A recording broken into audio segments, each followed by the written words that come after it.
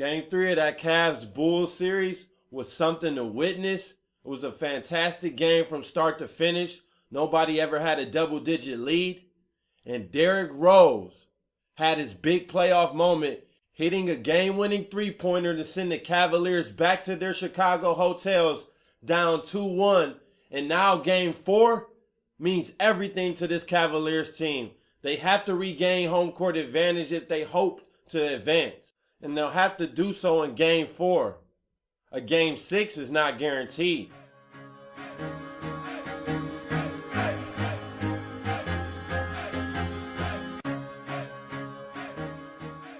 Welcome back to the Best Damn Sports Blog.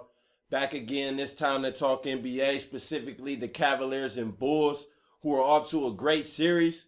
But I'm specifically going to talk about Game 3 because, man, that was a great game.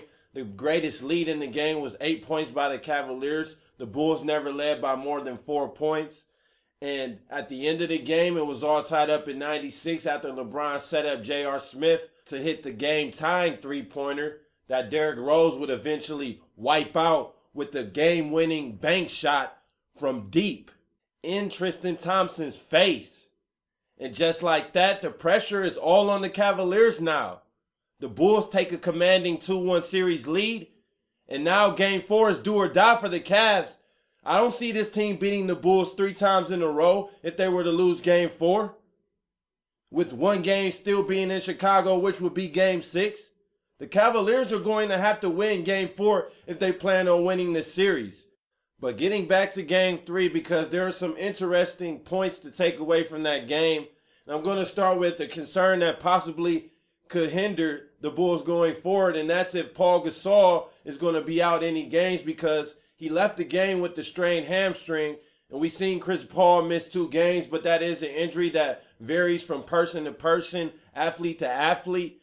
So there's no specific, time period that he will be out, and he might not even be out at all. So the Bulls, they might dodge a bullet in that case, but the Cavaliers, something they need to notice, Kyrie Irving. David Blatt, after the game, came out stating that Kyrie Irving has been dealing with a sore foot since Game 2 of the Boston series.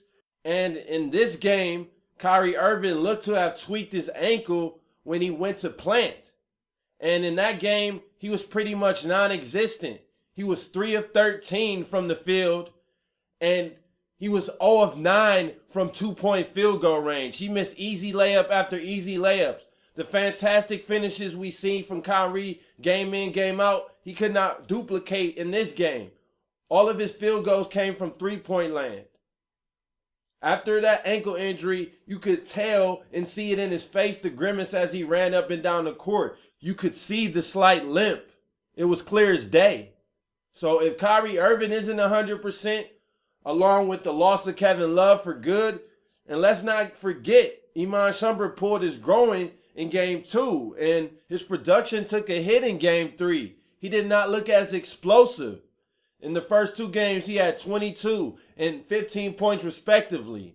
In Game 3, he had just 8 points. Now, some of that could be attributed to JR's return, but the eye test is telling me that he's not 100%.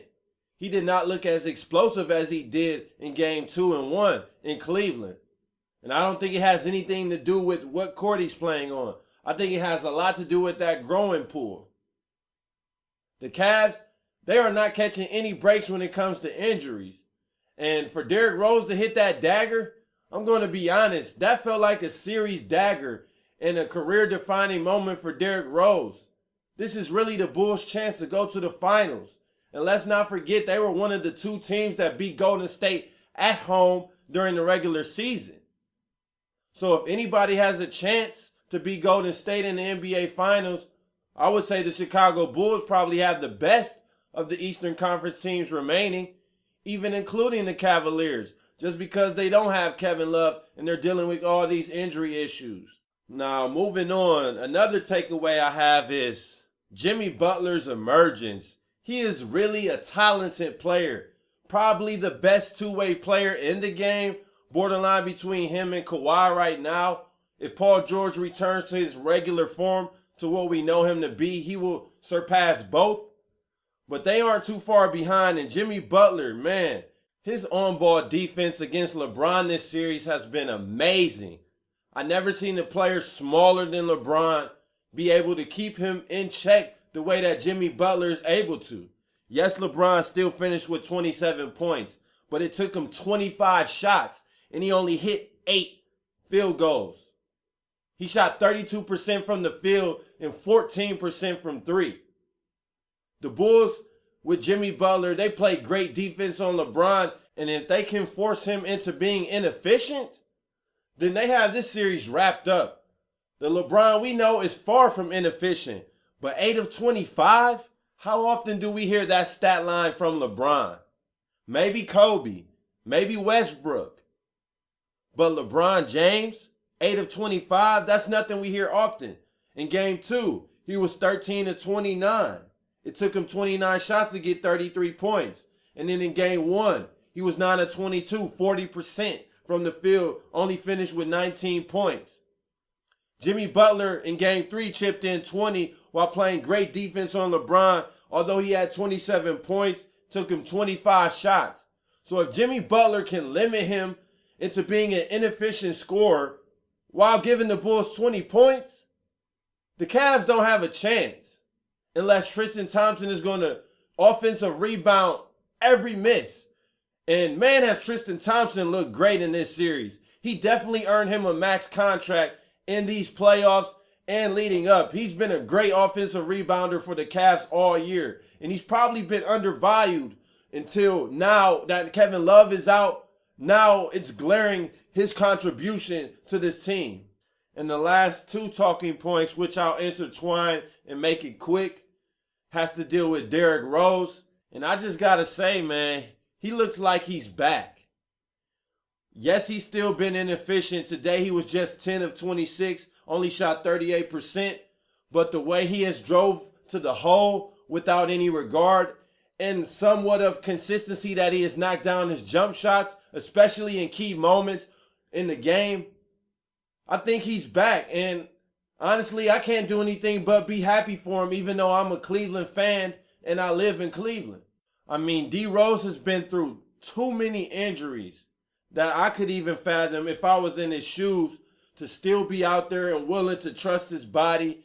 And you can tell he just loves the game and he wants to win. And that's what the NBA is all about. Those are the type of players that I root for, not the people who are collecting checks to collect them because they happen to be good at basketball. The ones who are trying to maximize their potential and win championships. And that's exactly what Derrick Rose gives off.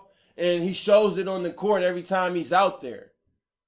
So I'm happy for him. But the last talking point that I want to speak on is in most of the second half, Thibodeau went with the lineup that included Nikola Mirotic. And man, did that tremendously help out the Bulls a lot. And it's a lineup I think he should use a whole lot more often, especially if we're not going to see Gasol. When Thibodeau went with the small ball lineup of Mirotic and Gibson as his big man, that changed everything because now you open up the lane for D Rose and Jimmy Butler to drive the lane, get to the basket, create open opportunities for Mirotic, for Dunleavy, for Heinrich if they decide to throw him in there, for Aaron Brooks. So that lineup is perfect. I know Mirotic is a rookie, but he's not a typical rookie. He played for Real Madrid in EuroLeague. That's a big club. That's not just some college. He's played on a professional level in hostile environments. He is more than capable of doing his job if his number is called upon. But D Rose, game-winning bank shot from 3, walk-off fashion, gives the Bulls a commanding 2-1 lead. And to me, that three-pointer was a series dagger. I think that three-pointer alone has decided the series. The Bulls will move on, and I think most likely in 6. As a Clevelander, I hope I'm wrong. But if I'm being unbiased, I think the Bulls win it in 6.